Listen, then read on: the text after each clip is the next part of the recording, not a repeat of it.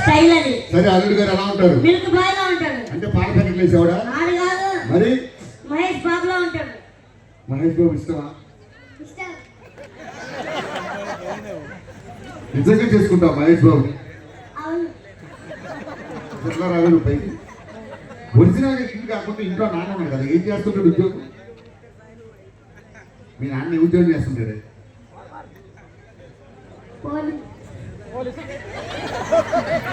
పోలీసా? రేపు ఇంకా ఉద్యోగం మనిషి దొంగతనాలు కదా మహేష్ బాబు కావాలంటే. కూర్చో. అయ్యారు అల్లుడు గారు కళ్ళు ఎలా ఉంటాయి? అల్లు అర్జున్ లా ఉంటాడు. కూర్చో.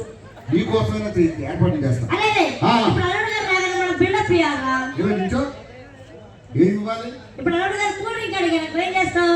కూల్ డ్రింక్ ఎక్కడ కొంటావు? కొట్లో ఏంట్రా బిల్డప్ ఇవ్వాలి, పందినాయాల అది పద్ధతులు నవ్వు.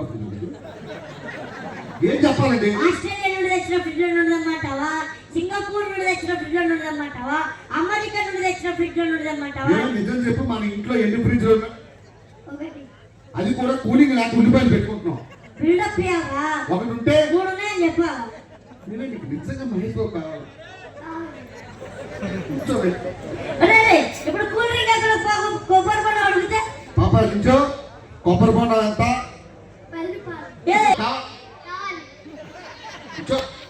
బాబు మహేష్ గిల్లితే పాలు వస్తాయి. గిల్లితే పాలు? అరే అడ్డు తప్పుకోండి. మహేష్ బాబు గారు వస్తున్నారు. గిల్లితే పాలు వచ్చాయని ఎవరైనా పాలు పిండుకున్నాడా? తర్వాత నేను పిండుతా.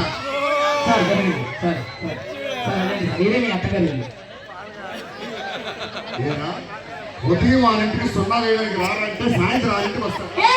నిజం చెప్పు, అక్కడ ఏదో కటింగ్ వెళ్ళడానికి ఎక్కడికి వెళ్తారు?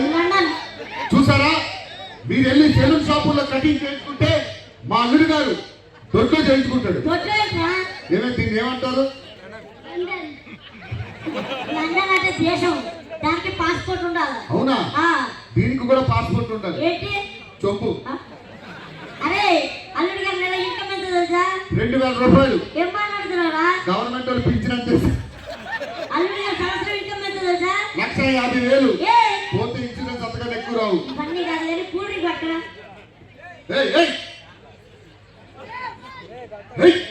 అల్లుడి గారు చూసి మహేష్ బాబుని ఒక్కొక్కరు పాలు పిండేసుకున్నారు వస్తున్నా.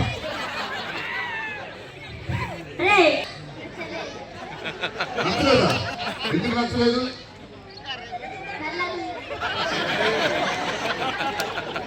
వెళ్ళిపో అయితే.